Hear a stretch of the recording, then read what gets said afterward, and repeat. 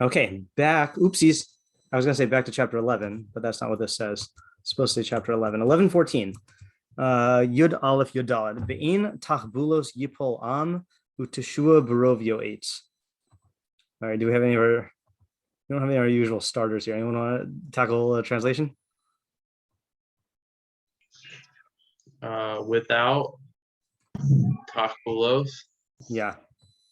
I don't know what it means, but all right. So I would translate it without strategies.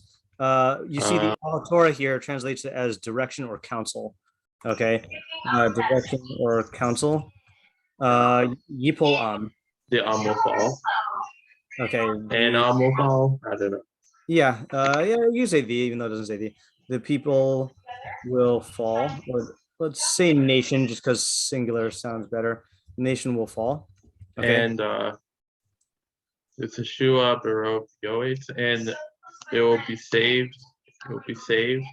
Saving in much yoetz. Yeah. So yoetz is from the word etza. So advice or counsel. Oops, this always happens. So advice or counsel. Okay. So and in salvation with an abundance of counsel. Okay.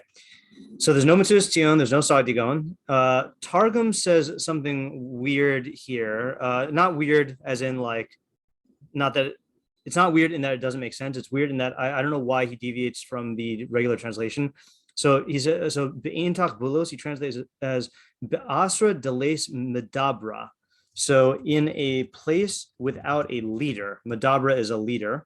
Okay, nafel ama, a people will fall. Upurkana yese besuka de milkasanusa. And I think that's the second part is a straight translation. And salvation will come with abundance of counsel. So I don't know why. I mean, he changes strategy for to leader, and even to the point where he takes away the pluralization and he makes it into a singular thing. So I just don't know like where he gets that from. Okay, Art Scroll says without strategies, nation will fall, but salvation lies in much counsel.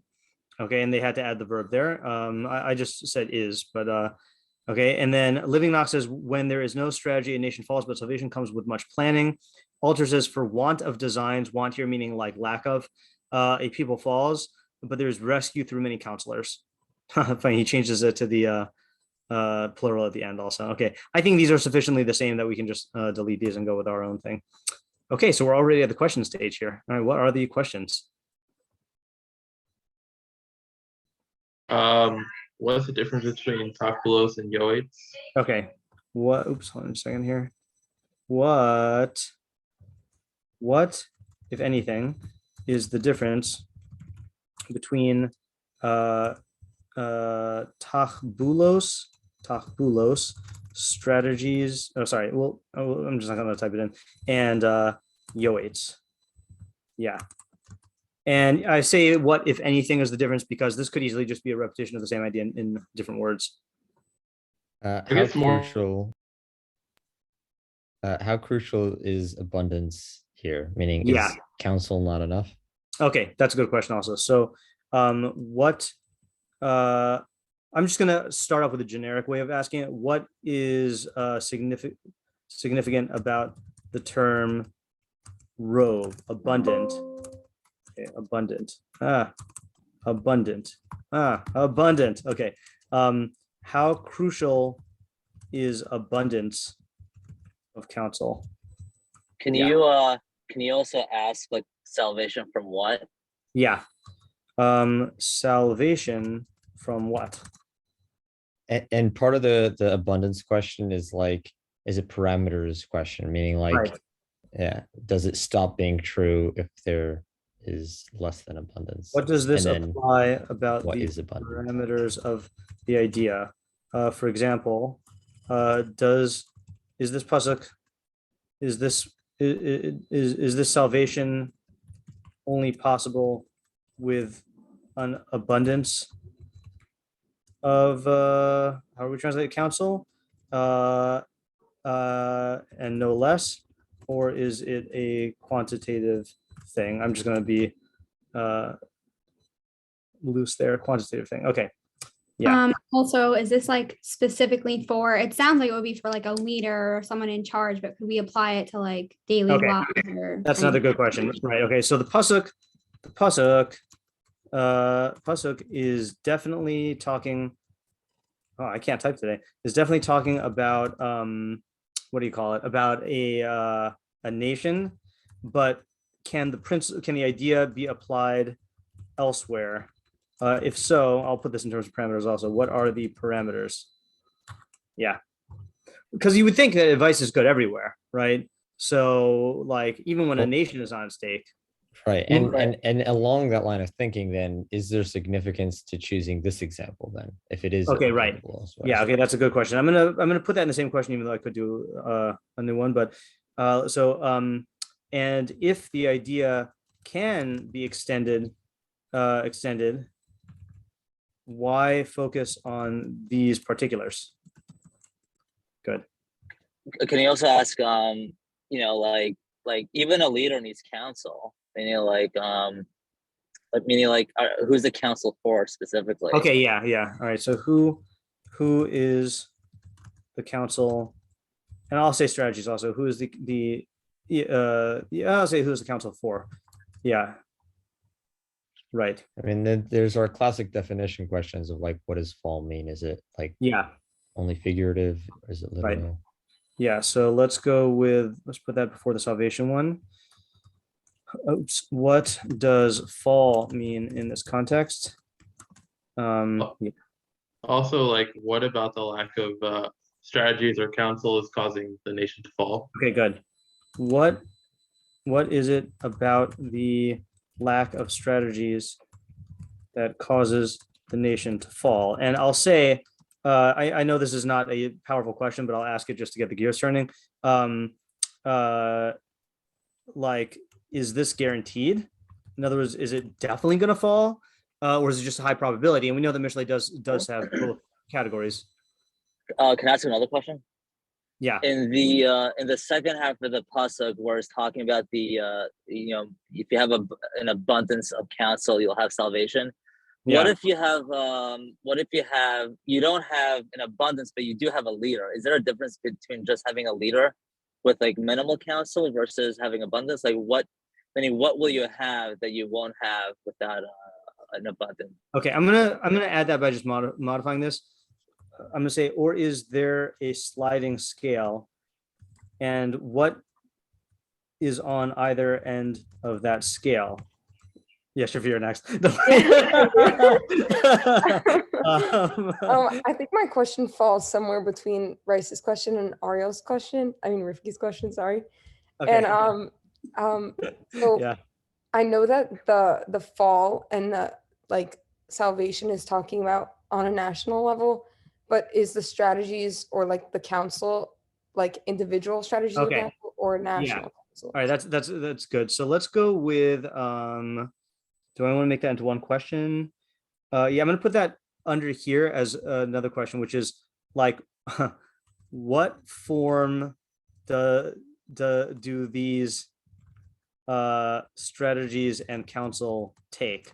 Like, are they personal? Like, so in other words, the application, I'll just put it the way you said, the application may be on a national level, but are these strategies and counsel on a individual level? And what I mean by that, I assume this is what Shifra means, is like, let's say you have a strategy about like, I don't know, like invading a country. So you could speak of the strategy as like, this is the plan, this is what we do, but then the strategy could also be like the discussion that goes on behind it that occurs between individuals, so like unclear. Or I thought what Shifra meant might have been like, if you have like a nation where everybody in the nation is living without strategy, meaning like individuals are living without strategy in the nation, then it'll lead to destruction. And I'd like to extend that question, Shifra's question, to the second half, which is, salvation could be salvation of that nation, or it could be salvation to people in a nation that's falling. Okay. Yeah. So how should we formulate that question? That is a good question. Say it one more time. I just want to separate it from. The first half or second half? Do you think those are two separate questions, or is Yeah, that? I think it's the same. I think it's really the same. Okay, yeah. So just repeat. Is the lack of strategies, or the salvation of the subject only referring to a nation, or could it be referring to individuals within a nation? Okay, to individuals within the nation. Shifra, did both of these cover what you were asking, or did we miss something? No, I think they both cover it Okay, in different ways. In different ways, yeah. Okay, Isaiah. Yeah. So 2 questions. First one, I'm not sure if we asked this already, but is the salvation from the falling that happened before, specifically, or any salvations? Yeah. Just to point out here that that was when, as soon as you asked the question what the salvation is, then I assumed that like the most conservative reading is the salvation from falling. But I think that's like a fair crossroads here. Is like, is it from falling or is it something else? Yeah.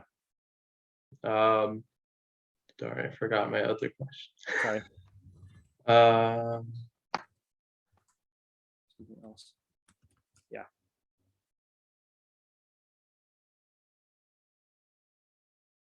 I feel like this pretty much covers it. I mean, we should ask here. I remember my question. Is the rove? Why is rove? Oh, we kind of already asked this maybe, but what isn't rove like not necessarily the right thing to get? Because I would think good counsel would be the best thing to have, not a lot of counsel. That's a good question also. Yeah, right. So let's say, where did we ask about this? Oh yeah, rove. Also, isn't good counsel more important than abundant counsel? Right. That's a really powerful question. Right. Meaning advice from one chacham is worth more than advice from 1,000 fools. So like, I don't care how abundant it is. Okay. And then we have our last question, which is, yeah, you know what? I'm going to actually just ask, I'm going to convert question number 8 into our usual question, which is who is the audience? What is the practical application? And then our question is, does it apply elsewhere? Who's the counsel for? I feel like is now already covered in 2 and 3. So I'm going to delete that.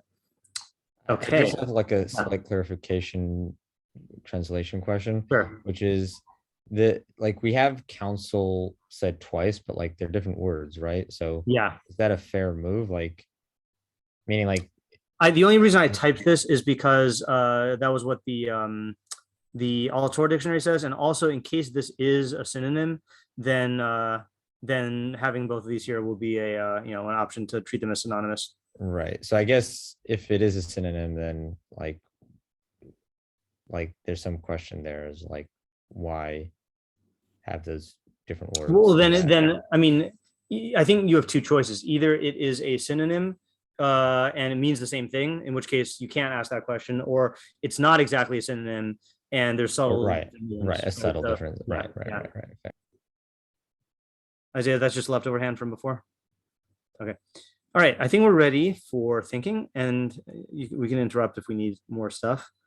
If there's more questions here. Okay, let me consolidate this and make it as big as I can. Boom, and let's just delete the working translation here. Okay. One more question. Yeah. Yeah, I heard Shifra first. Yeah, Shifra. Thank you. So there's like, I think there's a slightly different format with the first part of the sentence and the second part of the sentence. Right. Where like the first part is like, I think the second part kind of like delineates like an immediacy, and the second part, there's like an immediacy of like cause, like salvation with an abundance of counsel, right, versus like the strategies that will cause the nation to fall. Right. That's a good so that's not really a question, but like no, it's a good observation though, meaning that like it almost is talking about salvation as being so connected to abundance of counsel, that as soon as you have abundance of counsel, then there's salvation. Right. Yeah. I think what you're picking up on is the fact that yipol is a verb, so that implies not immediacy. Like abundance of counsel, you immediately you get salvation, but without strategies, a nation will fall in the future. Yeah. Yeah, that's a good. That could be a question. I mean, it's a good observation. Also, another thought is that there's an implied subject in the second half, but there isn't an explicit subject. Right. Yeah. I think. And I think that part is just going to be because of the concise nature of Proverbs, that salvation for the nation, I think, is just the implication there. You could say it's not for the nation. You could say it's beyond that. So let me just refer to both of those in the same frame here, which is what is implied by the different word. How would I put it? Styles of wording in each half. Okay, for example, using a verb in the first but not the second, or having an object in the first but not in the second. Yeah, Isaiah? Another question. Yeah. Why does a nation really even need counsel or direction or strategies? Isn't a nation just supposed to continue its existence? And then the people themselves, they can have their own things they want to do with themselves. But I would think a government is just there to support the people from not going into chaos. Okay, so I feel like that question is kind of the pasuk points to an answer to that, or not an answer to that question, but kind of uses that as a premise, which we have asked about, which is why is the people need strategies? Because otherwise they'll fall. And then our question is, well, why is that necessarily the case? How is that? We did say that, right? What is it about the lack of strategies that causes a nation to fall is it guaranteed? Yeah. Okay. All righty. All right, now we can think. All right, good. A lot more questions than I thought. Always more questions than I thought. See, when we have an abundance of counsel, then we are a nation of Mishlei, whatever. Okay. All right. All right, let's think.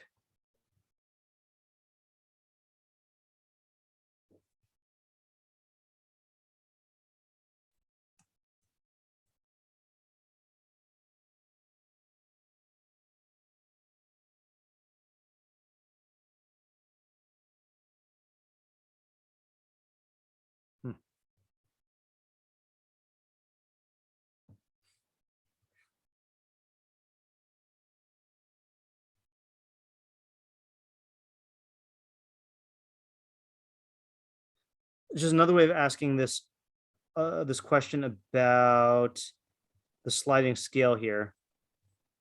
I think I want to make Isaiah's question its own question. But in the sliding scale thing here is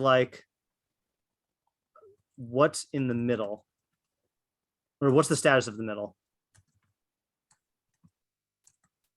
Some counsel? Well, yeah, what happens to a nation with some counsel?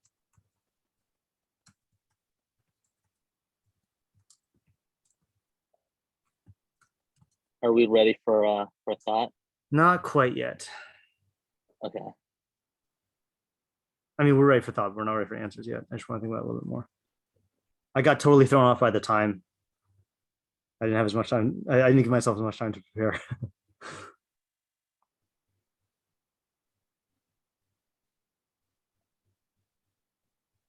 Okay. Yeah. All right. You know the routine. Half thoughts, half approaches. Yeah, Ariel. Thank you. Only because I have to go in 5 minutes. Yeah.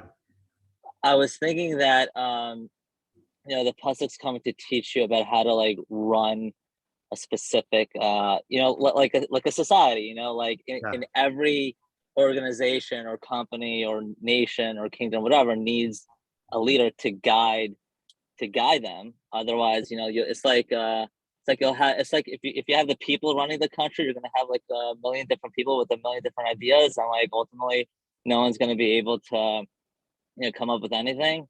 You need that one person who has a certain vision or belief system or whatever it is, or method and running it so that, he's like the guy, like the authoritative individual to, give that advice that people will just listen just to make sure I'm on the right page. You're specifically doing the Targum's interpretation that translates Takbulos as leader? Well, or are you saying that the leader is going to be the one in whom these strategies is like, in his mind or her? Yeah.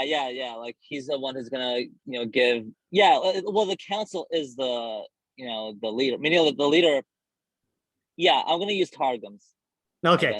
Yeah, because it really is difficult. If you're saying this is plural, then there's no real reference to like a leader, and that's why I'm so perplexed by the Targum. But whatever. Yeah. Yeah. I don't think it's. I don't know if it's necessarily. Yeah, I don't know. But it's funny. The second half of the pasuk, I want to say, is oh yeah, that's just keeping it from destruction.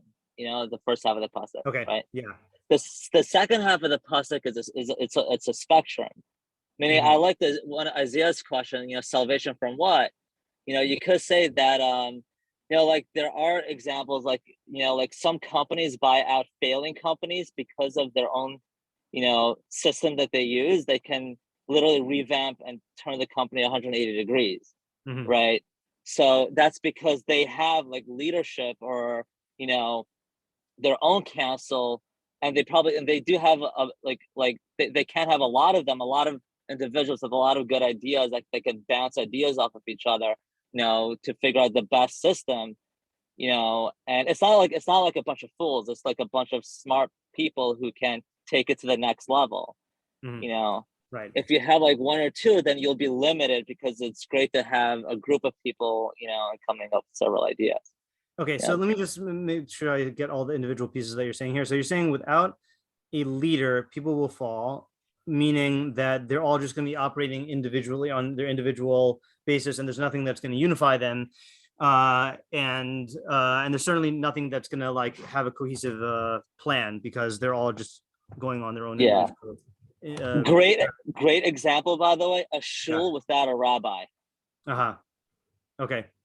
Ever been to one of those? It's really fun. I can see it. Yeah. I can see that being a thing. And then you're saying with the second one so the first half is just preventing destruction. The second half is going to be in order to succeed.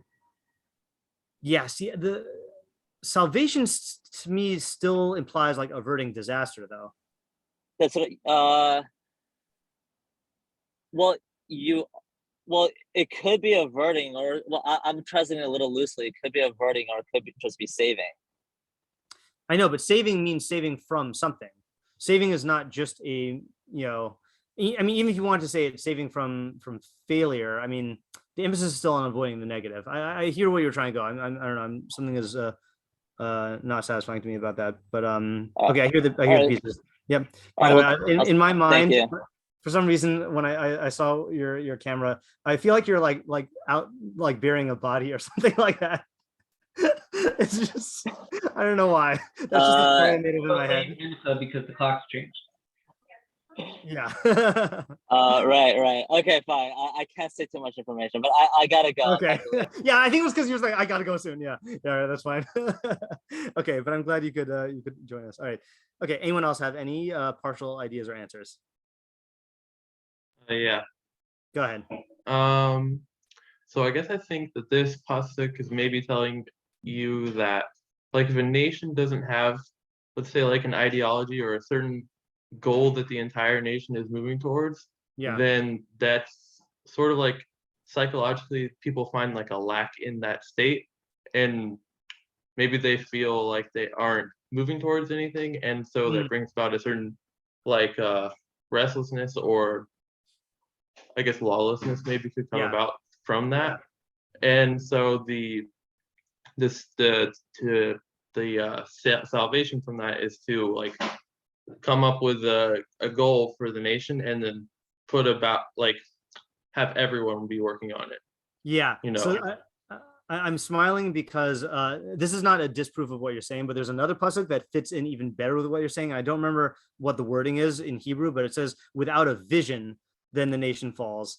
or something like that, and that is definitely, that could be applied here also, that there needs to be something, the people need to feel like they're moving towards some common goal. Otherwise, there's just the sense of directionlessness, and that prevents them from going. So is that different from what Ariel was saying? I feel like it is, but I feel like Ariel was putting the emphasis, especially with his shul example, much more on like each person is going to be doing their own things, and that's going to lead to clashes. You're putting more emphasis on the fact that there's not going to be the directionlessness or the pointlessness aspect. Okay, that seems like two fruitful directions. Yeah, Michael? Hey, hold on. What was his, could you just repeat his second half again? I don't think did you say the second half or not? Oh, me or Ariel? Yeah. Isaiah. Yeah, I can say. I think that the second half is that it's really implementing the like idea that everyone wants to work towards, and then from that, I guess, once there is an ideology or like something, a goal that people are working towards, then everyone will work towards it. So that's the row of Yoetz, is that like everyone is going to be working on that now. So one thing that does, this is another thing I was bothered by here. So tachbulos is plural, okay, which the Targum translates to singular. Yoetz is weird because Yoetz is singular. So an abundance of Yoetz or a multitude of Yoetz.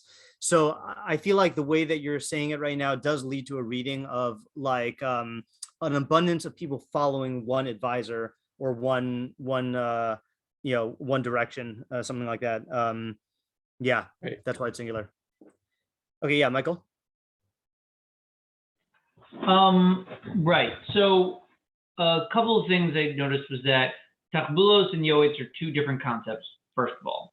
Okay. And tachbulos seems to be plural, maybe. Yoetz seems to be singular. And what's interesting is that neither is characterized as good. It's not good advice, right? It's not good direction. Right. It's just direction. Right. And then it uses these like broad social things, which is not uncommon for Mishlei, but Mishlei seems to be more like pragmatic and individualistic if we were to pick sides. So I see this as sort of like Plato's Republic. Like I do think it's talking about an individual, but it's talking about where those things are most relevant.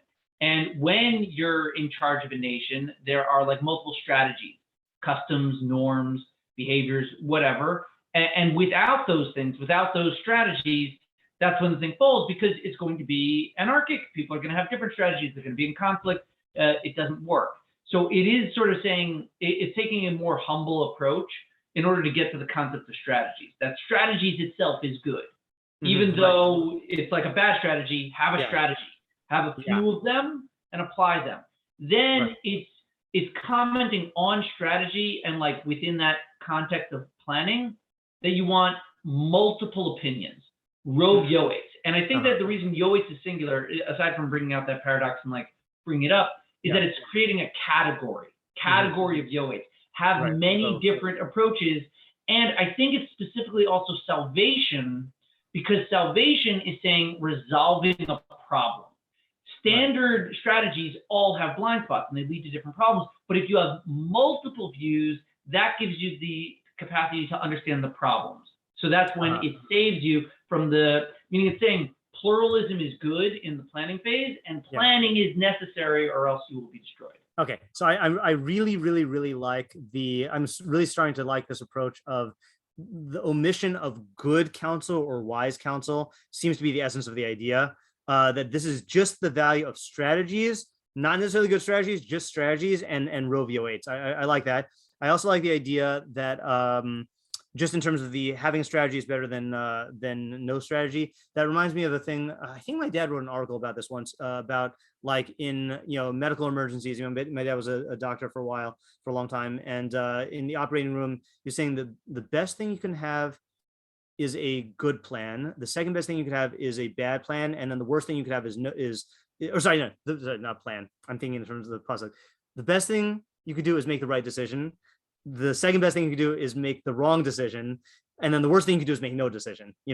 Like having a direction that you're going in will, at the very least, like give you well, I guess I don't want to say yet what the idea is, but it reminded me of that idea also. Okay, well, and there's one more point that you made that I also really liked. Oh yeah, the other thing I really like about this is that I do actually, the more we talk about it, the more I'm thinking this is specifically on a level where we're talking about many people. I think that this might not be true for an individual. And I don't know why. I'm just saying, like, I think I'm just liking this approach of taking the pasuk at its value, at face value, saying, okay, it's not saying good advice and it's not saying individuals. It's saying for a nation,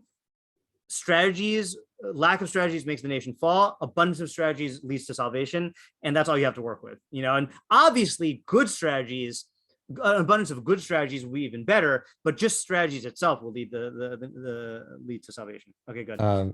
Yeah. So I had a thought on that. So it's actually amazing. Like I would say that's like almost identical to the line of thinking that I was going with, and I think the only thing I could really, good. Yeah, it was weird. It was like he even said some of the same phrases. I was like, wow, that's fun. But the only thing I think I could add is that it's just how I think that way of interpreting it could lead into the way the Targum translated it, and maybe why he translated it that way. Okay.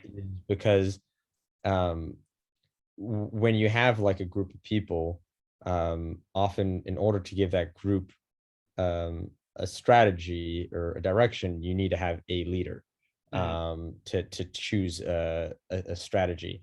And even if that strategy isn't necessarily good, as Michael was saying, is that's beneficial. And then just to follow through that idea, just through the lens of the Targum now, is that like, if you have many people offering strategies, then the leader can choose the best one. And that's where the salvation comes in, is through being able to choose a strategy from an abundance offered by the people. Okay, so that this is going to be a good question of, if we take the Targum's direction, is that going to lead us into a different approach because it involves a leader or not? Or like, in other words, I see where you're getting at, that like, how else, like, how do you get, yeah, exactly. Yeah, how else is our strategy is going to translate into moving the people? The answer could be what Isaiah was saying, which is, if there's a common vision everyone's working towards, then you don't necessarily need a leader. Or at least that's up for debate, I guess. But yeah. Okay, good. Yeah, Rifki?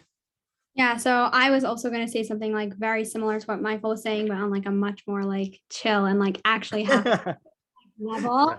Okay. I was thinking that I think two things. First of all, I am not sure if I like fully agree that it can't be applied on a personal level. That's number one. Okay. But also, I was just going to say that I think like to have strategies is like the most basic level, and then like then you can have advice. Like I think that like in order to succeed at something, you can't just like you can get advice from anyone or from anything, but at the end of the day, like if you don't have like an actual way of going about it, then like I just feel like it's not really going to be so fruitful. And especially if you're talking about with directing and leading a nation, like I think that you do need to have the advice based off of like, some sort of basis. So that's number one. And then about the, it being about a nation or about just individuals, like I think based off of what I was just saying, that first you need to have like a strategy, or even if your strategy is to get advice, like even that in and of itself is some sort of strategy. So I do think that it can be applied to individual levels. I agree that I think the reading lends itself more clearly to a national level, but I would also like to say that I don't want to like write it off, because I feel like we could still gain something from that idea. Yeah. Yeah. Okay. Could I jump in on that? Yeah, sure. So I also agree. I feel like Rabbi's counter would be what you were already saying, which is like the reading of the pasuk. But I feel like we could answer that by just specifying why Shlomo used this particulars of this pasuk. And I think it's kind of like the if we do look at it as a sliding scale, and then you go look at it on the most macro level, and you say it's even going to apply here, and where having multiple people involved in a strategy, one might claim, is going to start becoming counterproductive. And he says, no, it's true even in this case. Then you can deduce backwards that even on a smaller scale, it would be true. Right. Okay, yeah, I definitely agree that that is a possibility. I think I was swept up, and I think justifiably so, in the taking the pasuk at on its own terms, and fully like exploring that as without thinking about the individuals, because since we don't know about the individuals, but we do know it's saying this, then I feel like that's going to be the most reliable approach to take. And then once we get this idea, then we can see how it extends to individuals. There's one big question, by the way, which we didn't ask, and I think it opens up like a completely new avenue of thinking. Okay, the question which we often ask is, what is the hava amina? Okay, meaning what mistake does this pasuk come to refute? And I would say, I mean, what's the most conservative hava amina of without strategies, the nation will fall? The most conservative hava amina is that without strategies, the nation won't fall, right? I mean, so when I'm thinking I was about going to say democracy. Yeah, right. Well, it's funny. I mean, the question is whether democracy is really what the second half of the pasuk is saying, But and then for the second half, it seems to be that salvation could come about without a multitude of counsel. But I'm more interested in the first half of like, I do feel like, and I'm just going to go back on what I said, but on if you think about it on an individual level, just as an example, I feel like there are definitely like feelings that people have in certain circumstances where they're like, okay, I'm going to wing it, and like they just rely on the fact that somehow winging it will magically work out. Now, winging it does work out in certain cases, but I think the question is like, when is winging it a strategy? That's a good question also, right? Or actually, so I'll give you a better example. And I heard this on a shiur from Rabbi Chait. I don't remember what shiur it was, of like the person who whose car doesn't start, and like they try a bunch of stuff and then they just kick it, which happens to work in Back to the Future, but like that doesn't mean that it's gonna be is that a strategy? In other words, they did an action, but it's not something that is a like plan with involving like design and cause and effect. And like how bad does a strategy have to be before it stops being a strategy? Right, exactly, yeah. Or see, I'll tell you where the other place where this is coming from. And I just started this right before shiur. I have not read this book, and I don't even know if this book is where I first heard this. There's a book called "Hope Is Not a Plan: The War in Iraq from Inside the Green Zone." So the phrase "hope is not a plan," and I only just saw I saw like one long Netflix documentary about what happened in Iraq, but like I think one of the problems was there was no plan, like, and it was kind of like just going in for vague reasons and like, okay, we'll work it out as we go. That's the type of like winging it that I'm saying.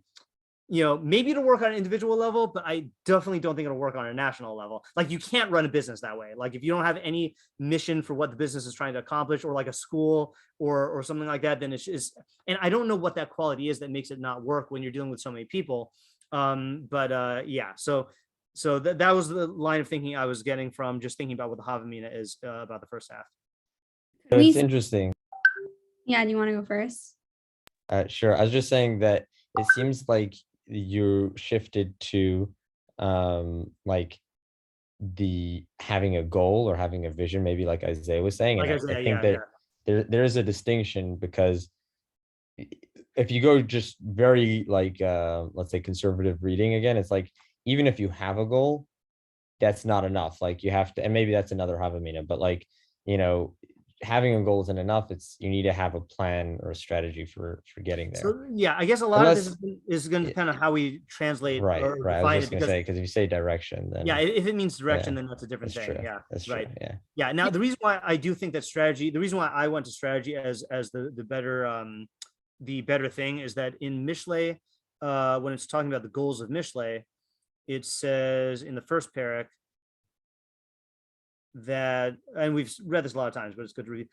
So it identifies four audiences: Laseis Lipsaim Arma, to give impressionable fools cunning; Lena'ar Das Mazima, to give a youth knowledge and design; Yishma Chacham Yosef Lekach, the Chacham will hear and he'll increase his learning; the Navam Tachbulos Yikne, and the Navon, the person of understanding, will acquire Tachbulos. So we know that the Navon is the highest level. So Tachbulos, if that's the thing he's getting out of Mishlei, seems to be a much higher level, which to me, it's not like he's going to get direction out of Mishlei. Like that's going to occur at a much earlier age, but whatever the strategy is, seems to be like the highest level. Just to see if there's a Mitsudas David here. Hold on just 1 second, because there wasn't one on our pasuk. Takbulus, he says, Inyan dakus ha'iyun. That's very different. It means like subtle thinking, subtle analysis. Kamo uvatakbulus ase milchama, like in Mishlei 20:18, which says, Machashavos be'etza tikon, plans will be established through counsel. Uvatakbulos ase milchama, and with strategies make war. Oh, look, that was right before our pasuk. Interesting. That was before our pasuk about the reveal of secrets. And this pasuk that we're doing is close to that also, right? Our pasuk, hold on. That is an interesting puzzle. That is, yeah. I mean, we're not going to take that into account now because we have enough on our plate right now, but our pasuk was right after the reveal of secrets. Okay, that's tantalizing. That's too tantalizing here, but we'll have to put it aside because I think we got to focus on one thing at a time. Okay, so where are we now? We don't have a strategies revision. Yeah. It's okay. We have an abundance of counsel. Yeah, we do have an abundance of counsel. Okay, so do we have any direction that we want to try to take here? Wait, I'm just confused because I thought, can you explain how you would understand strategy as like not, because I was thinking that you need to have a goal and then you can make a strategy. Like you can't have a strategy without a goal. Well, I think the thing is, I mean, I think there's one goal that's kind of implicit in the puzzle, which is don't lose, don't die, like don't fall. So I think that for the first half, it seems like that's what these strategies are accomplishing, and it is weird that it says that because I think we usually do think of strategies in terms of positive outcomes that we're striving for. So this is, I mean, maybe this is another avenue of thought, right? Like, what is the difference between a strategy of like a defensive strategy that prevents you from failing and a strategy that leads to success? I feel like those are of two different natures. But I think that's why, and like this is what I was trying to say before, that's why there's yoats, because you have a strategy, and like maybe the point is that a strategy can only do so much without advice. Right. Okay, I see. That's a good relationship between the two. Right. Strategies and then yoets and abundance of yoets. Are you just dividing now? Like the first half is defensive and the second half is offensive strategies? Yeah, or maybe not offensive, but like, but I'm still bothered by the question I asked on Ariel, which is that salvation is not the same thing as like dominance or success, on national. Yeah, but the way around that is just to forget who did this. It might have been Michael, but it was like it's salvation from the poor strategy rather than like, so it's like you have these strategies that are preventing you from falling, but they're not great strategies. So if you get better strategies, then the end will be success. But the word salvation is not talking about the success of salvation. It's talking about salvation from just the lack of drowning strategy that you've had until now. Such a complicated read. Yeah, I was saying more that salvation is implying that there's a problem and that every strategy by its nature has blind spots, and through multiple different counsels, you won't avoid all problems, but it will provide salvation because you're going to see angles that you wouldn't because you were in your strategy. So it's why you want multiple counsel, and then that will result in a salvation. So the problems are natural. Meaning like every problem is a natural byproduct of a strategy. It's not the goal, but it's also an unavoidable effect. And through the multiple counsels, you can minimize those and be safe. I didn't follow that last part. Can you give me, or can you either say it again or give me an example? Well, I believe there was an example given about like diversity at the workplace. And the example was ask a person where to go to find the eggs. Now, an American goes to the fridge, but a European goes to the cupboard. Now, those are two very different approaches to the same problem. They need to find the eggs, but because they had different perspectives, they might have a better chance of finding the eggs because the American would look in the fridge, see no eggs, and be done, whereas the European would say, wait, did you check the cupboard? Interesting. Okay, that was a clear example. Also, I think maybe to answer your question, another route is just to take into context the particulars again, meaning I was going to go that direction also, yeah. He's talking about a nation. So like, what is the falling or not falling of a nation? You have a large group of people falling would be, disharmony and, strife and, and then the lack of that would theoretically be one option is that it's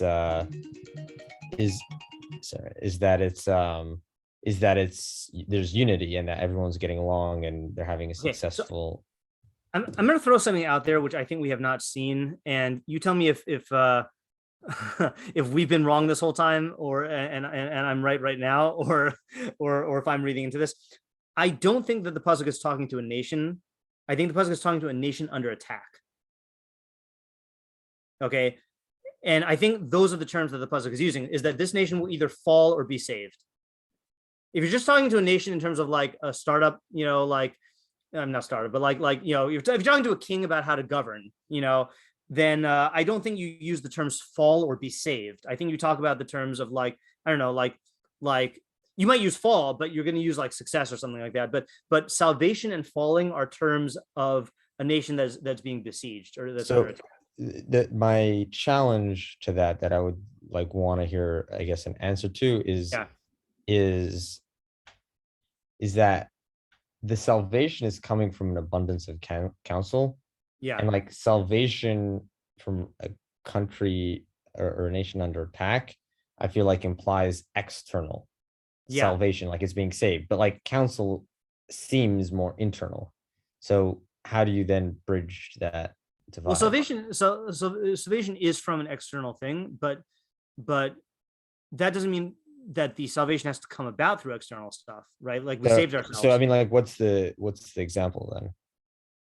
Well, I mean, counsel have to be internal, like internally affecting, because counsel, like let's say, like literally parim, like right. So yeah, like it doesn't have to be internal.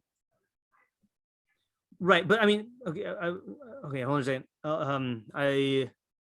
Maybe I'm misunderstanding the problem. Is that if a nation's being attacked, right? What do we do? Right, Ukraine's being attacked. What do they do? Right. So if they get a bunch of counsel, then they might see an angle that will allow them to be saved. To save themselves. I don't see what the problem is. Well, okay. Maybe let's just go through an example because I might have lost sight of it right now. So you have a city that's under attack. Yeah. And if they don't have a plan, then they'll lose. Yeah. So now what's the second half teaching us? The second half is saying how to go about getting salvation, and that is by getting as much advice as you can. And how is that different than not falling? It's not. So then meaning like they already told us. So then I'm not following again what the second half is saying, meaning it's telling us if you have a strategy, you won't fall. Right. And now it's saying you won't fall if you have a lot of counsel, meaning it said that already. Oh, that's what you're saying. So the teshua might be something more than just not falling. Like let's go back to the Purim story, right? There's one ending where the Jewish people is still alive, but a lot of people got killed, and then there's another thing where like we come out on top, and like Mordechai second in command. Okay, so this is okay. So this is like their. So I like this kind of framework, although I'm still need to follow. We'll have to follow through the steps. But kind of what you're saying is that it's that idea we've gone back to a few times now of like what's the opposite. So you're saying that like there are two different statements.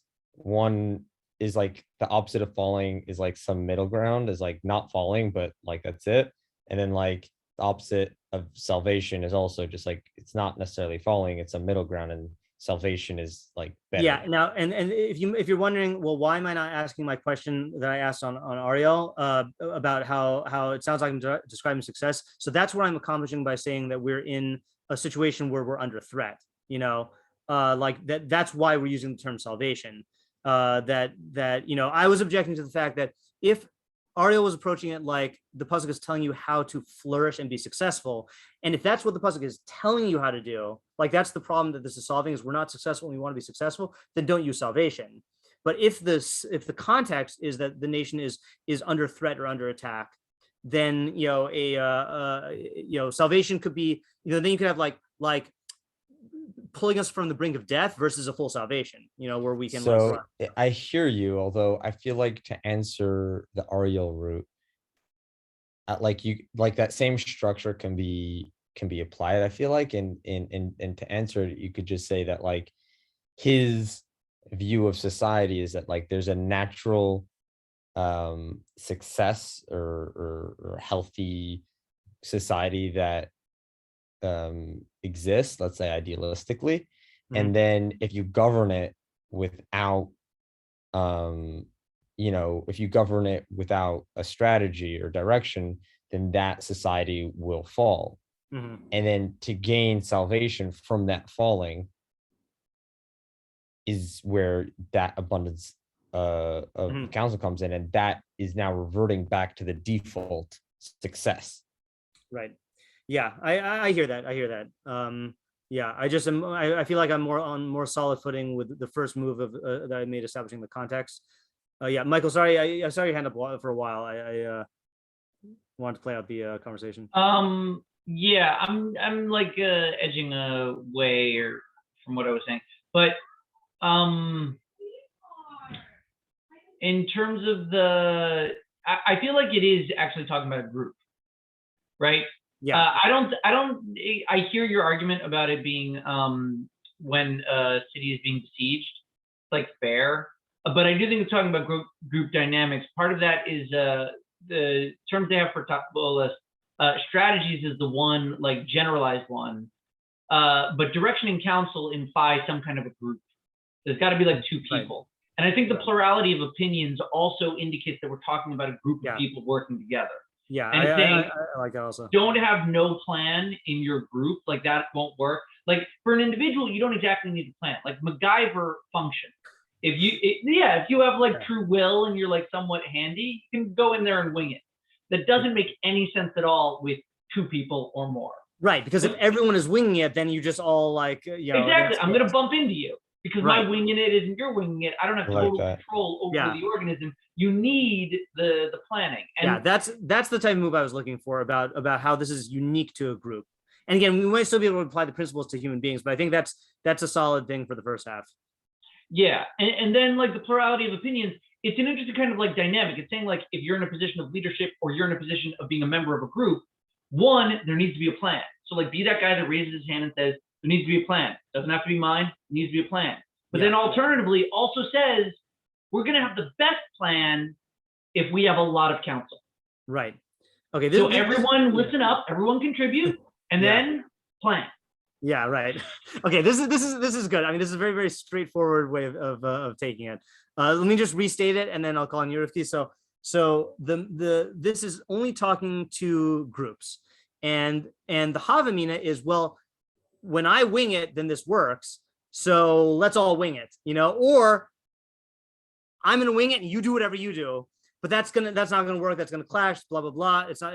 That's just gonna lead to failure. So step one is have a unifying plan or direction or counsel, which is going to be better than winging it or than none, because that'll at least keep everyone together. And then now the question is, how do you find the best plan? And the best thing you can do is an abundance of counsel, is get all of the different ideas out on the table. And then that way everyone is at least in the same position and is overcoming their own biases, their own blind spots. And also like it does create, I mean, the democracy thing just came from an example, but like, when all else fails, democracy will at least produce the greatest unity by definition, if that's what, if that's what you care about, like if it's a real democracy. Yeah, Ricky, sorry. No, it's fine. I forgot what I was going to say. Can you Michael, I don't remember exactly what you said. Something you said triggered a thought. Do you mind just like summarizing like what you were saying? Okay, in terms of the group, what I was saying is that strategies, direction, counsel. Strategy seems generalized, but direction and counsel require at least two. So I think the nature of takbulos is a communal activity with like a guidance, a leadership, a plan, a strategy. And I'm saying that plan is necessary. Without that thing, everyone's going to bump into each other, even though winging it works. Oh yeah, I remember. Okay. Thank you. So I was gonna ask, I feel like we still haven't really addressed the question of like Rove versus like Tove, right? That rhymes, like whatever. Yeah. I guess like I was thinking like, oh, like maybe because like, if you have an abundance, like somewhere in there's likely to be something good. but like I still feel like in general, wouldn't it be better to have good okay, that's a fair question. That's a fair question. Yeah. Zach, you have an answer? So actually it might answer that. It's a thought I had earlier that I sort of forgot about and also just got triggered. Is that I was thinking like the word counsel is not necessarily opinions. It's not saying the more opinions, that's also true, right. So like counsel means that there's some idea, and I think another reason why abundance of counsel can be so powerful isn't necessarily just because we're going to get the best counsel from it, but there's another positive benefit, which is that the more counsel you have, that means the more people in the group are thinking about what's good for the group. Mm-hmm. Right. And when you have a group of people with everyone thinking like, oh, what's good for the group, it creates a totally different atmosphere. So there you literally have engaging in like in the council mentality. Exactly. And that's where abundance really matters. Like you can have the best advice, but if it's just one person thinking about that, it's going to have a different effect than everybody thinking about what's good for the group. Okay, that's an interesting notion. I'm going to call in Michael, but then I also have an answer to your question, Rifki. Yeah, Michael? I wanted to say similar to Zach in that I think it's exercising a degree of anivas by not referring to it as tov. I think that like good advice is a way of ignoring other people's opinions. Mine was good, theirs was something else. And I think it's acknowledging that everyone is in pursuit of the good in like a properly functioning group. Rarely you have like enemies that are just trying to destroy the thing. But the people that are trying to do the good, they have different opinions about how to engage in that good. And because they are minds attempting to identify the good, they are always providing counsel. So all counsel is good counsel because it's going to be a view that you don't yet hold. And it's worthy because it's from a different perspective that's trying to find the good. So always use it. Right. Okay. So, I was thinking along the lines of what you were saying. I mean, I think these all complement each other. I was saying when Zach said that the main thing is not a multitude of opinions, I was going to say, the main thing is a multitude of perspectives. That what it does is like I have my own perspective, but I'm locked into my own subjectivity. And so I can't see, I mean, this is repeating what we said before, but I can't see my blind spots, or I can't see like my own biases or how I'm evaluating things, like how much weight I'm putting on things. So the more other people's perspectives I get, the more everyone evens out by realizing, oh, I guess I was thinking about this in a little bit of a crazy way, or like, I guess I was like overweighting this factor or downplaying this factor. So there comes a baseline of the sharing of perspectives that it keeps. Everyone has this experience of having their own perspective subjected to being checked against everyone else's, and that refining process is like a crucible. It's like a crucible of ways of thinking. Will yield the best strategizers, and produce the outcome for the best likelihood for the best advice. And regarding Rifki's specific question, why doesn't it say good advice? Because we know you're supposed to look for good advice. The question is, how do we get it? So like, how do we get it is we ask many different people for advice, and we all advise each other. And then this crucible effect plus the unifying effect that we've been talking about, like group unifying around the group good thing, will lead to the best advice. Okay, so can we try to summarize what we have here? Because I think we have in all an idea, maybe. Let me just put this under here, that way we could type it out. So an approach, a group approach. Okay. So what are we saying here? So that the first part I think was the clearest, right? I'm going to start off with what Michael said, but then we can add if there's anything that is better. Okay, so hold on, let me make this bigger here. Okay, so what we're saying here is like this, is when you're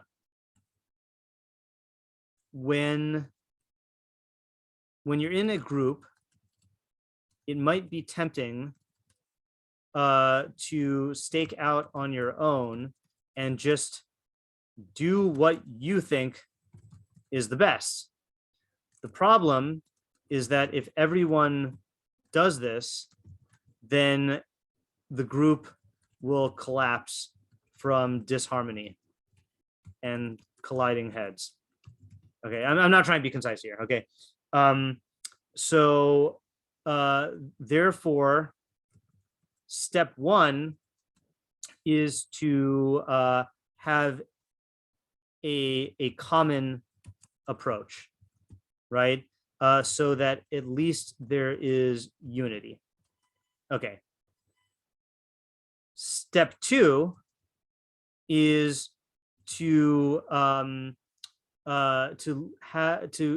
get as many opinions out on the table as possible, because maybe this is the egg thing, right? A la egg, a la the egg thing. Okay, so that that if there is a good idea in the group, it'll get out. Okay. Step three, which occurs through, concurrently with this, is to subject all opinions to the crucible of multiple perspectives to weed out biases, ignorance, and bad evaluations. And now this is where Zach's thing comes in, to get everyone thinking together about what is best for the group as a whole. This is the recipe for the best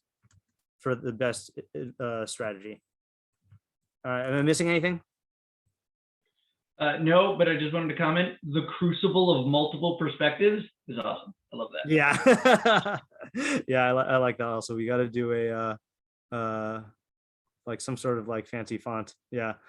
Okay. Yeah, Rifki.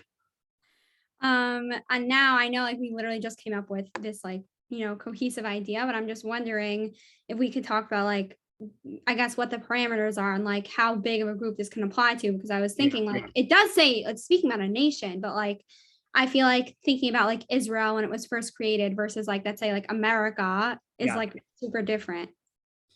Okay, so I don't know about America, but I do. I'm sorry, I don't know about Israel. I do think America though is a good example of this because they they were unified in their strategy to they were unified in their vision of like well, I mean, okay, the majority of them, except those monarchists, were unified in freeing themselves from British tyranny, right?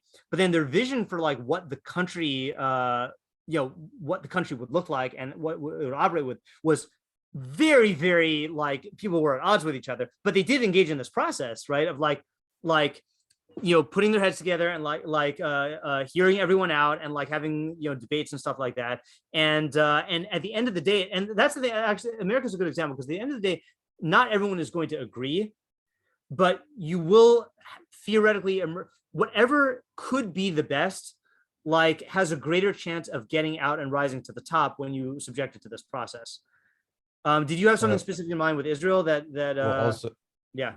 I just want I wasn't talking about like Israel nowadays. I was talking more about like no, I know, yeah, just in terms of like sheer numbers that like, I mean, I'm not like 100 billion% sure, but like I'm pretty sure that like there were less people in Israel like when it was, let's say like when David was king versus all that okay, not the modern state of Israel. I thought you meant no, I'm talking about like really like far back, like when kingship was still around.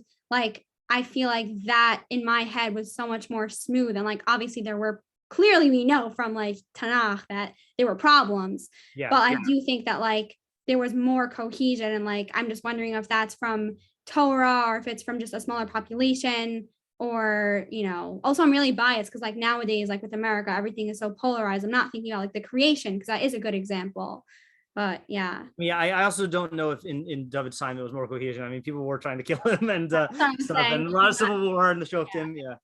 So I think based upon this, a properly governing sovereign makes an elaborate system, like even a pyramid, if you want to look at it, to evaluate as many diverse opinions and bring them to the table and have them go through the crucible of multiple perspectives in order to have like good plans. Yeah. So like, if it's bigger, like, right, it would have been like at most like 1 million, 2 million people. If you have hundreds of millions of people in one place, you need a strategy to get strategies, and you have to accord. Yeah, that's a good way to put it. Right. Put it up. Right. Yeah, I think like from a theoretical answer to Rifki's question is that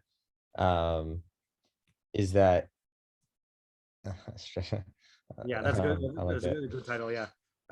Is that like I think if like the idea of like referring to a nation, yeah, you do have small nations like Israel and big nations like America, and I think that kind of might be part of what he's hinting at in this idea is that like as long as you have a group of people that label themselves a group, then this is going to come into play.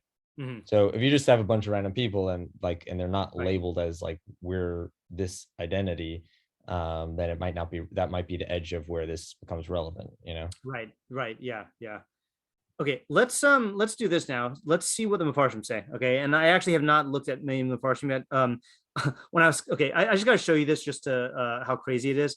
So one of the annoying things about this is gonna sound bad. One of the annoying things about Rishonim, is that meforshim have a way of hiding essays like in the most random places. Okay, so I'm looking through the meforshim here. Okay. So you've got, your standard, guys. Okay, Meiry has a long commentary. Okay, as you can see here, which no way we're going to do all that tonight. Okay, Rabag, Rid, Mabim has kind of long. Okay, but then the Ibn Kaspi has a whole essay about why God created us with the ability to think independently, and it just goes on for like pages.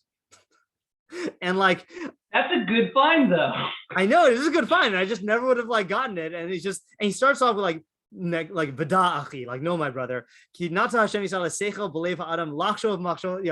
the whole thing, and so I got to go through it more in detail sometime, but just you never know. Is there a translation you could post in the no, there's no translation. I mean, this is also a new commentary. I mean, it's new old commentary. I don't okay, come on, that'll make for a good Sunday share.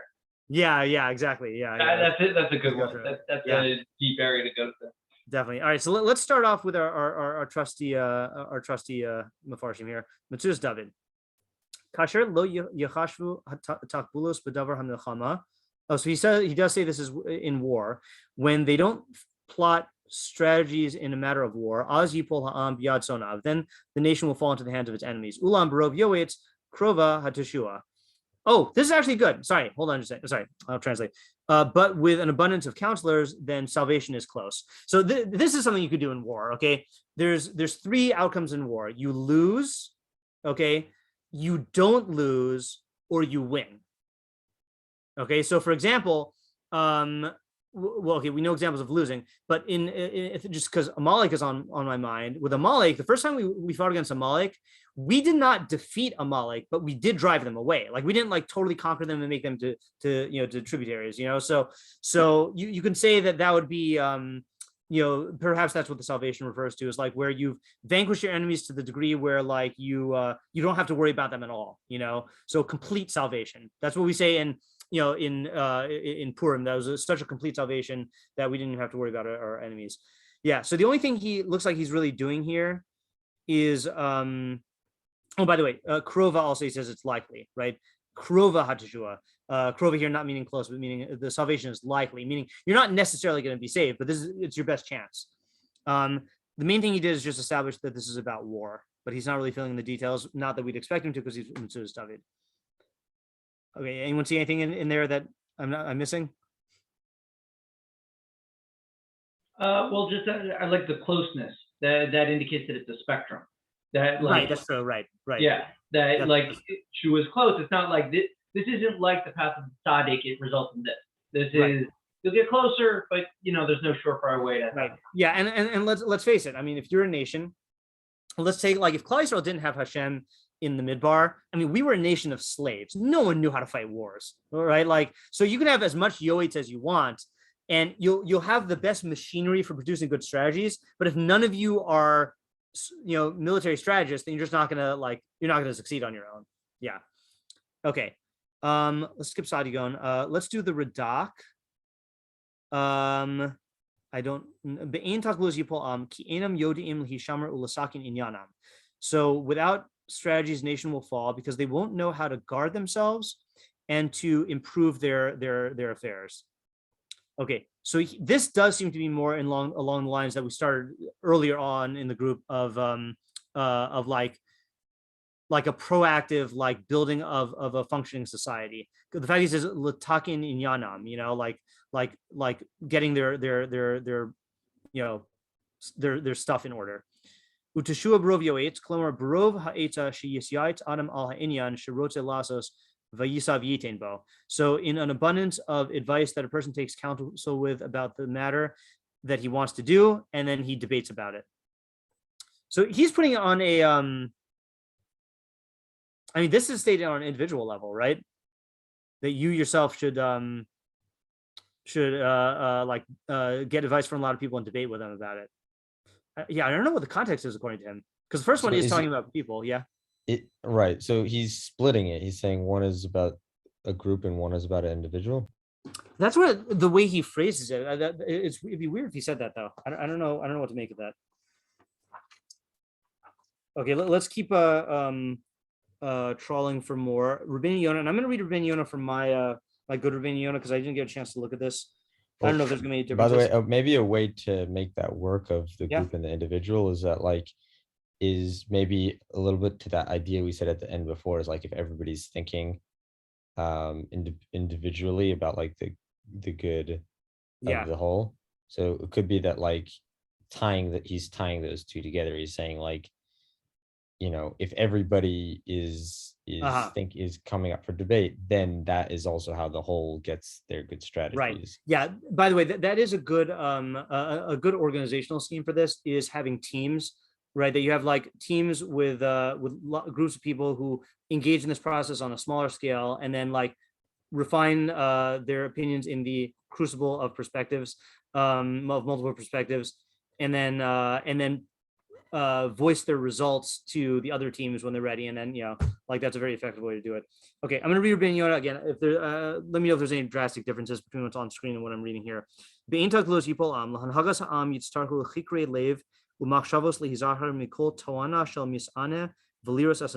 so he says in governing the nation, so you might be taking Targum's approach, I don't know, it is necessary to have chikre lev, I don't know how to translate that, investigations of the mind, umachshavos, and thoughts, lihizaher mikol to'ana. Now to'ana, I thought, means a mishap. Okay, to guard from every mishap, shel misane veliros as a nolad, and to see the consequences, or to see the outcomes. She'im yischachmu lahem oivehem al derech v'inyan, timate biyadam haskama mukdemes lihisham min inyanhu. Okay, so because if their enemies try to outsmart them through some sort of way, some sort of derech and inyan, some sort of manner, timate biyadam, they will find in their hand haskama, a consensus, mukdemes, a prior consensus, lihisham min ha'inyan, to guard from that matter. So in other words, you have to agree. So this is also, he's bringing it in war context, that you as a group have to figure out what your enemies are going to do, figure out any possible strategy they might use, and you have to plot what's going to be our game plan if this happens, to try to foresee every circumstance, and then to foresee it in a way where you're all unified if this happens. This is another element of what Michael of step one in what Michael was saying here, which is that winging it doesn't work proactively, but it also doesn't work reactively. You can't just count on the fact that when there's an attack, then everyone's going to defend themselves in the same way. You have to make sure that we're all on the same page if things go south. Yeah, Rivki? Yeah, I also just thought it was interesting because I'm still thinking about the good advice thing. And I think that it's very interesting that these concepts like strategies and advice, it doesn't mean that it's going to be used for good. I was thinking right. very, very badly for the world as a whole. Let's say I don't know, Ukraine, I have no idea what, that is just an example of you have a strategy, obviously, we don't really know what exactly is going on, but with a strategy and advice, you can also do really horrible things. Right, definitely. Yeah. This is neutral. Yeah, Michael. I just wanted to comment. I think he's giving a bit of a logical proof. He's saying, in the example of a war with a nation, those other guys are not you. They don't think like you. So it's best to consider a whole bunch of people that don't think like you, so that you can figure out how people that aren't you think. Okay, that's good. Yeah. Yeah, it's that's a good approach. Also, Okay, like within the yeah. Mishlei like framework, like this being neutral almost doesn't matter, because like if you use like strategies to further bad ends, then you're gonna meet failure in Right, plenty of other yeah. ways. There's plenty of other pasukim which will tell you what happens if you are very effective in meeting foolish or wicked ends. Yeah. See, for example, all of chapter 10 and chapter 11 that we did about the tzaddikim and Roshaim. Okay. So then he goes on and he says, Umachsheves tachbulos higia min habina. So he says, plans of strategies come from bina, from understanding. Like it says in the pasuk I quoted to you earlier. And again, bina is being able to derive, is to think creatively and independently, and to derive new knowledge from old knowledge. It says later on, with takbulos you'll wage war. So this is actually a good thing. This is actually very good, because usually in order to generate takbulos, you need an individual with bina. Okay, however, because a chacham who just has received knowledge will only be able to apply it based on what he knows.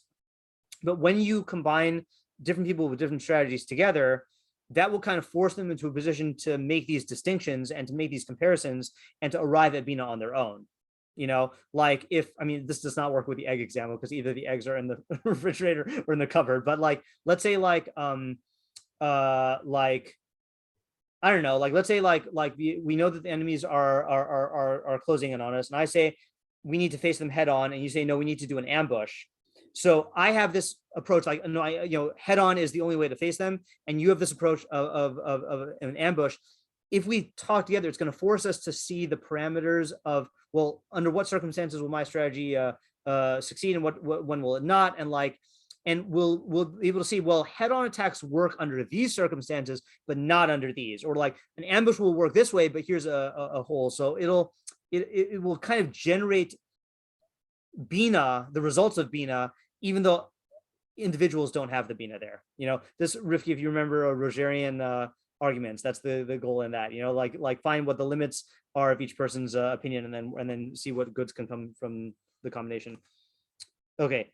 Last part of the Rבינו Yona, uteshua barov yoetz, teshua mitzara krova v'sakana. So salvation from close and from close danger and affliction. Barov yoetz is through an abundance of counsel. Ki barov hadeos, because through an abundance of opinions, timate deim mitukenes, you'll find a correct opinion.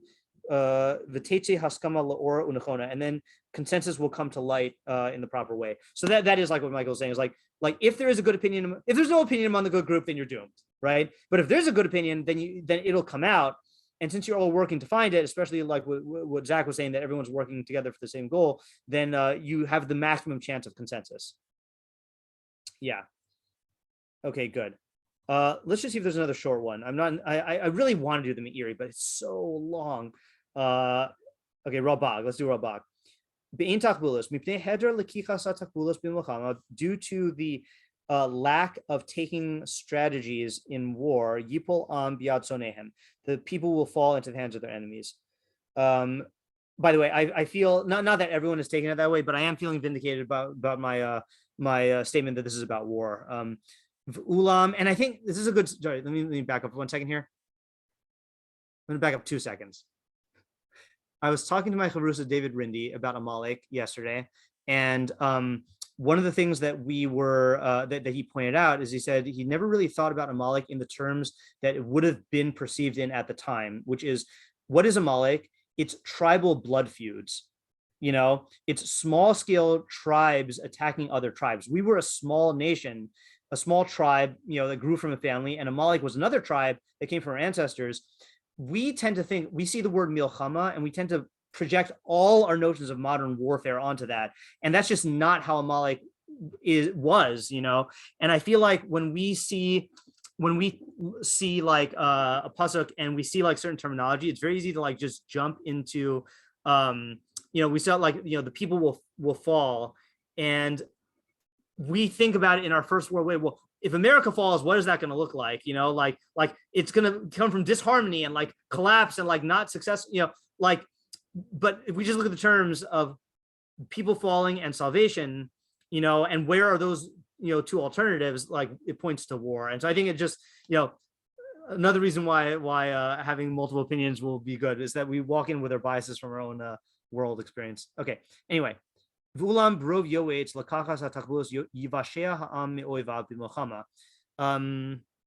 however, in an abundance of counsel that is taken from strategies, which he still hasn't defined, the people will be saved from their enemies in war.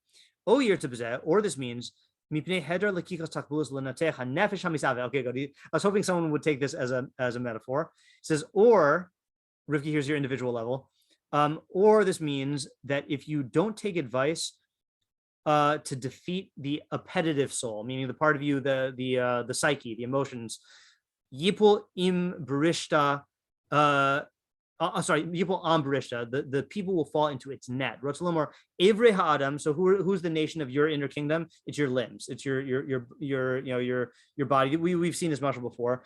Your limbs will of a person, v'kochosav hanafshim, and the faculties of your soul, meaning your imagination, your sight, your memory, your rationality. All of these things will fall into the net of the Yetzer Hara.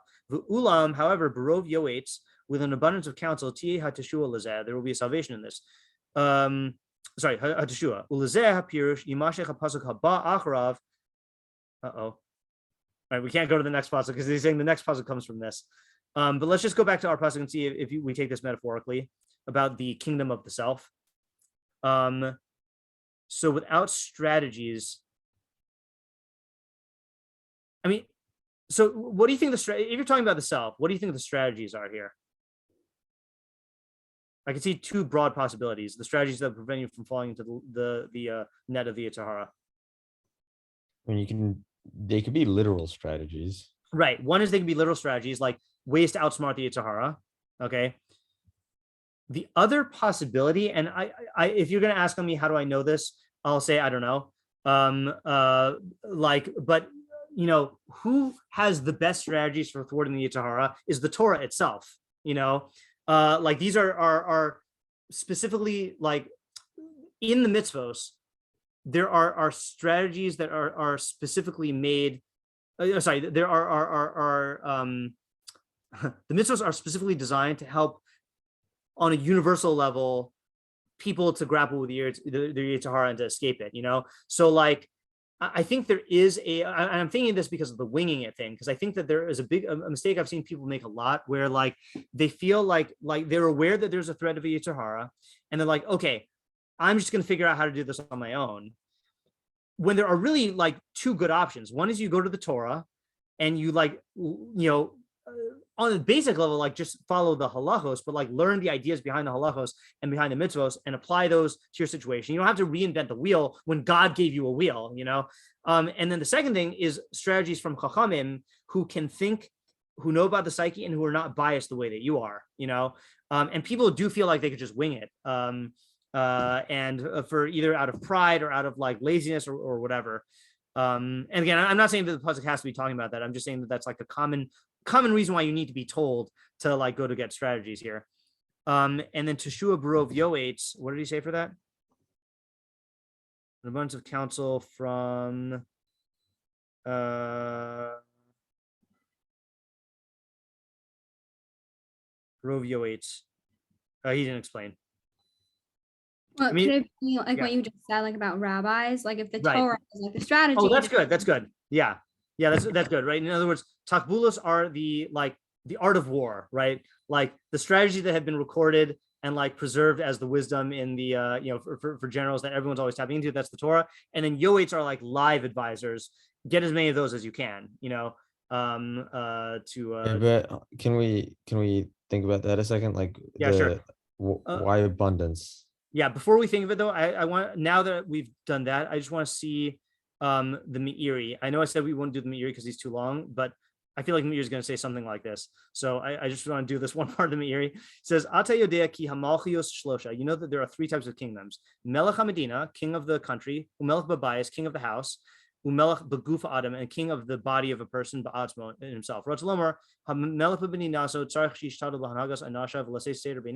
king of the country needs to strive in governing his men and to organize, to instilling order in them. And he needs to find strategies and advice to make their opinions in line with each other and to rule over them. Sometimes with anger, sometimes with appeasement. I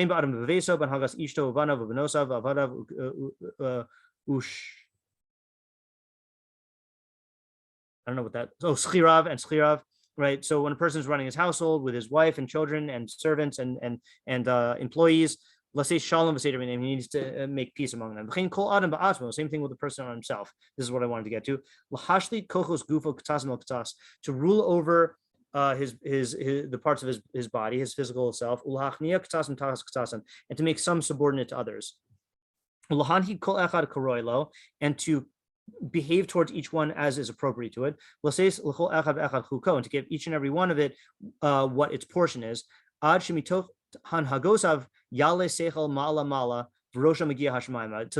then when you do this, your intellect will rise higher and higher until its head is in the heavens. This is an important point, by the way, when he says you need to give each one its proper due.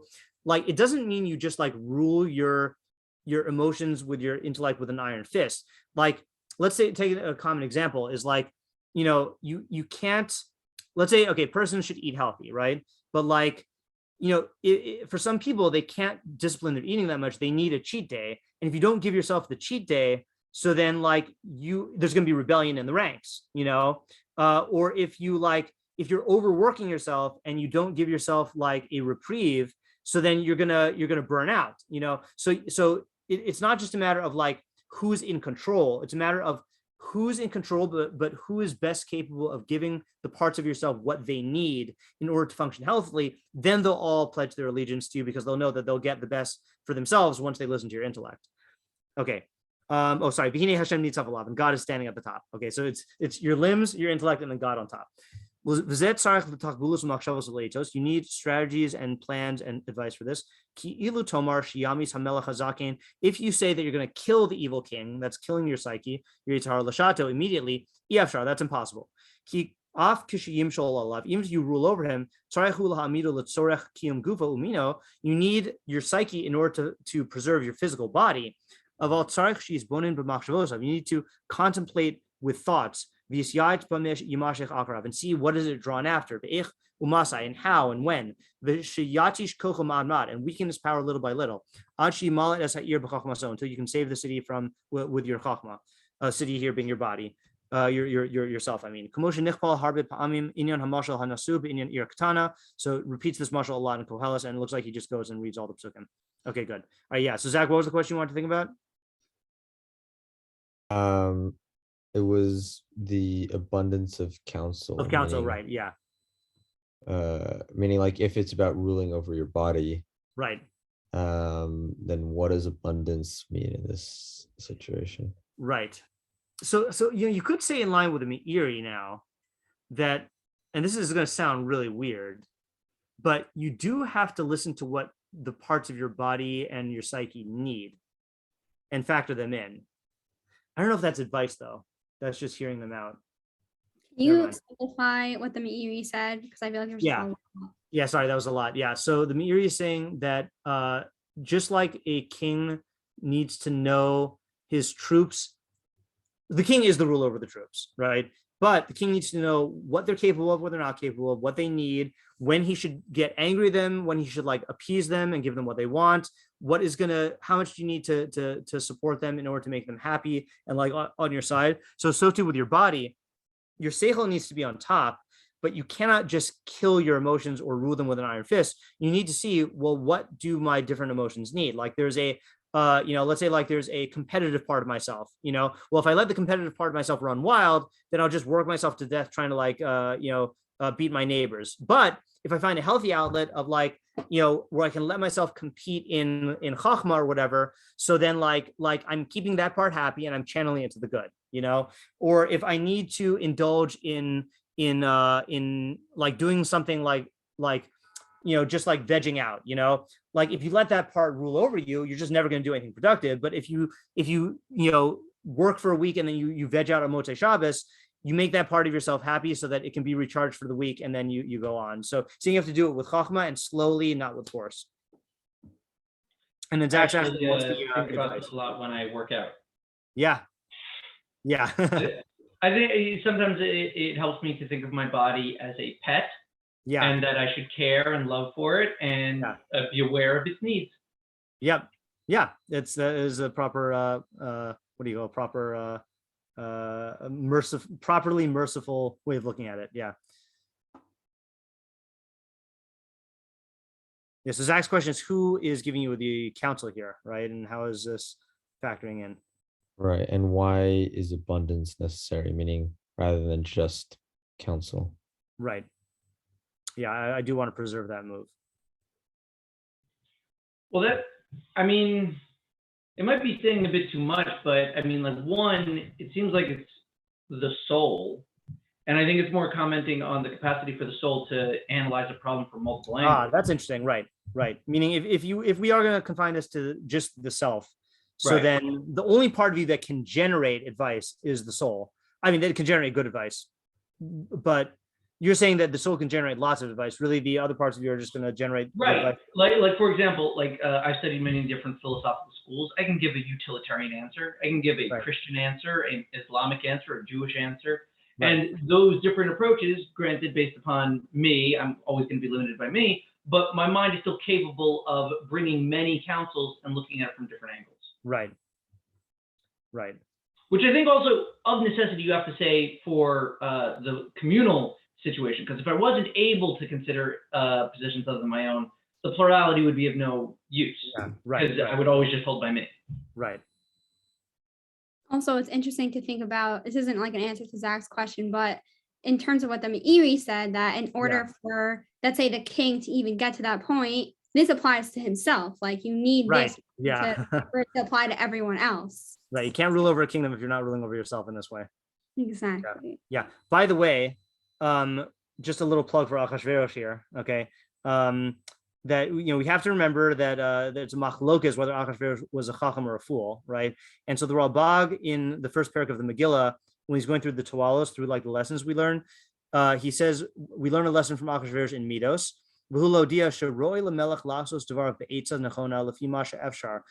It is proper for the king to act, to do his matters with firm counsel as much as possible, even when he's angry. You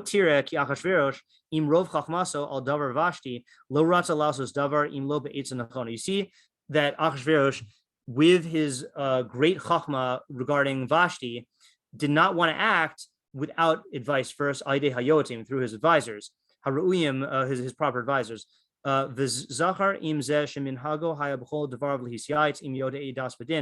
pasuk explicitly mentions that his way, his procedure was to take counsel with all those who know the customs and the laws.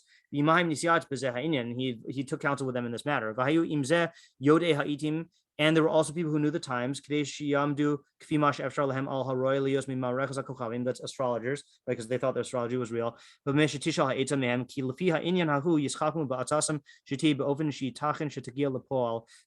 through all these this advice, it's going to be most likely that he'll succeed. Okay,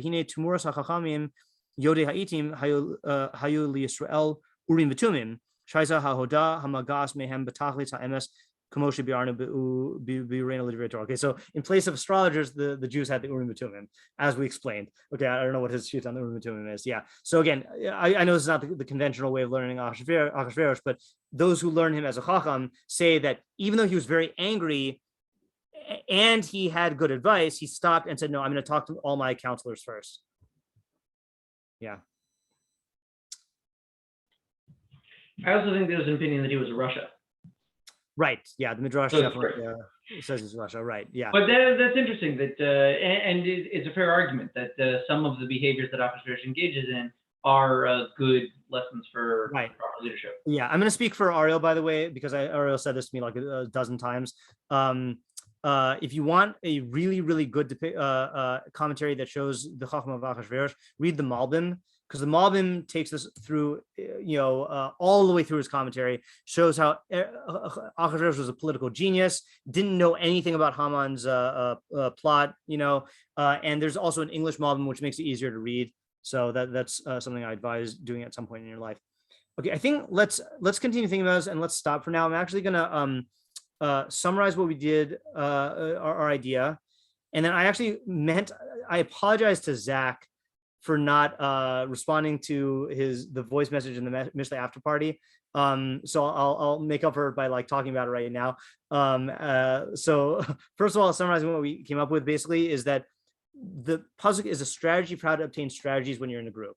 Okay, and the steps are number one, make sure that you are aiming to have a strategy and not just winging it, and get everyone on board with having a strategy. Step two is get all the opinions out on the table to have the best possibility of finding the best one. And step three, all engage in the process of thinking for what's best for the group, to refine each person's way of thinking in the crucible of multiple perspectives, and that's going to give you your best shot at victory. Okay, I'm actually going to stop the recording, even though, yeah, I'm going to stop the recording here. Stop recording.